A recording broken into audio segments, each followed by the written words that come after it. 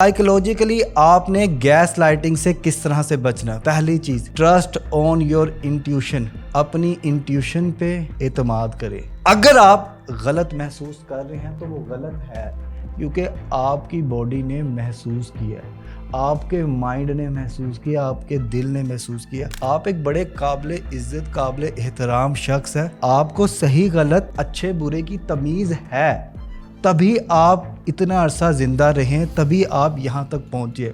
पहले तो आपके साथ कभी ऐसा नहीं हुआ।